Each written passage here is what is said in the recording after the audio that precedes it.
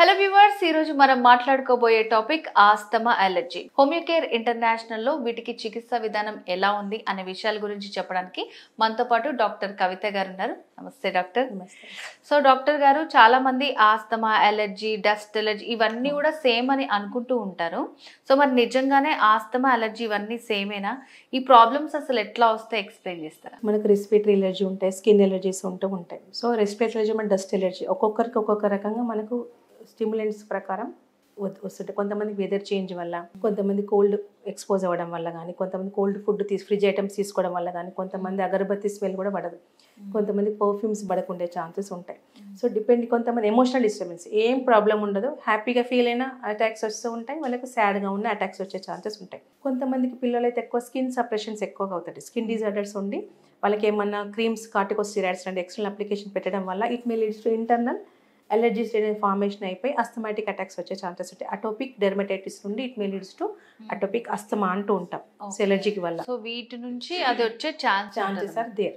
So అందుకని మన skin treatment కదా అని దాన్ని ఏదో నెగ్లిజెంట్ చేయొద్దు. మనం టకటకన పోయడం, పైన అప్లికేషన్ రాయగానే తగ్గిపోతుంది కదా అని చెప్పేసి కేర్లెస్గా తీసుకుంటే కొన్ని 6 monthsకో 1 yearకో ఈ ప్రాబ్లం రిపీట్ అయ్యే ఛాన్సెస్ మనం ఎక్కువ గమనిస్తుంటాం. ఎవరికైతే అబ్నార్మల్ ఇమ్యూనిటీ ఉంటుందో వాళ్ళకి ఈ ప్రాబ్లమ్స్ వచ్చే ఛాన్సెస్ ఉంటాయి. సో అందరం ఒకటే వెదర్లో ఉంటాం, సో అందరం సేమ్ ఫుడ్ తింటుంటాం, బట్ కొంతమందికి మాత్రం ఇంపాక్ట్ అవుతుంది. సో మన బాడీలో అబ్నార్మల్ ఇమ్యూనిటీ ఉండడం వల్ల ఈ ప్రాబ్లం వచ్చే ఛాన్సెస్ ఉంటాయి.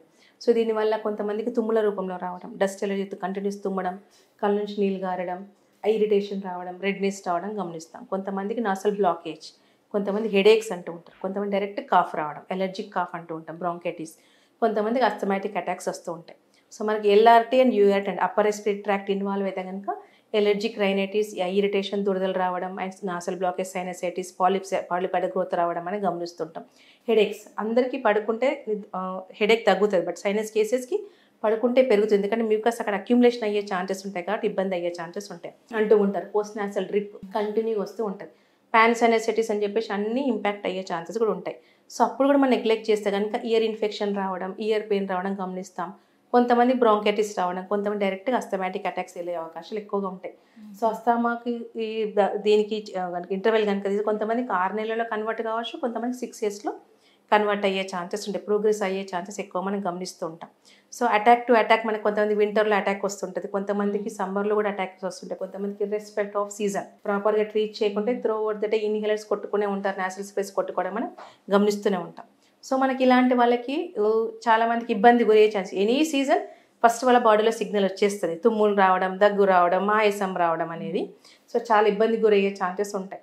సో కంటిన్యూస్ స్నీజింగ్ అనే ఇబ్బంది, కంటిన్యూ ఆయాసం అనే ఇబ్బంది, సో బాడీ టు నరిష్మెంట్ అని తగ్గే ఛాన్సెస్ ఉంటాయి. సో చిన్నపిల్లలు అనుకోండి గ్రోత్ ప్రాబ్లం, మిడిల్ ఏజ్లో అనుకోండి వర్క్ ప్రాబ్లం, ఇవి కాంటూ రెగ్యులర్ ప్రాపర్ వర్క్ చేయలేని, కాన్సన్ట్రేషన్ చేయలేని పరిస్థితి. సో బాడీకి ఆక్సిజన్ తగ్గడం వల్ల నరిష్మెంట్ తగ్గిన కొద్దీ మనం దేనిపైన కాన్సన్ట్రేషన్ చేయలేని పరిస్థితి మనకు ఎక్కువ గమనిస్తూ ఉంటాం ఇలాంటి కేసెస్. హోమియోకేర్ ఇంటర్నేషనల్లో ఈ ఆస్తమా అలర్జీ ఇలాంటి ప్రాబ్లమ్స్ అన్నిటికీ ఎలాంటి ట్రీట్మెంట్ ఉంటుందంటారు? మన హోమియోపతి అనేది ఇమ్యూనిటీ బూస్టప్ చేసే అవకాశాలు ఎక్కువ ఉంటాయి, దట్టు మన దగ్గర అడ్వాన్స్ టెక్నాలజీ.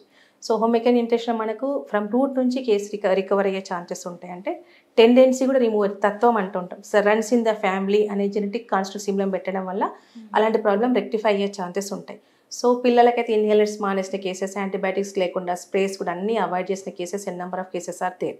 సో మనకి ఇమ్యూనిటీ బూస్ట్ చేస్తాం కాబట్టి తట్టుకునే శక్తి, ఫైట్ బ్యాక్ మెకానిజం అనేది మన బాడీకి వచ్చేస్తుంది. సో ఇర్రెస్పెక్టివ్ ఆఫ్ ఏజ్, అంటే చిన్నపిల్లలు యూజ్ చేయొద్దని కాదు, చిన్నపిల్లలకి, మిడిల్ ఏజ్ గ్రూప్ పీపుల్ కూడా ఎవరైనా మనం యూజ్ చేయొచ్చు. చేయడం వల్ల అలర్జిక్ టెండెన్సీ రిమూవ్ అవ్వడం వల్ల తుమ్ములు తగ్గిపోవడం, ఇన్హేలర్స్ అవసరం లేకుండా పోవడం, దగ్గు తగ్గిపోవడం, ఆయాసం లేకుండా కంప్లీట్గా రికవర్ అయిన కేసెస్ ఉన్నాయి.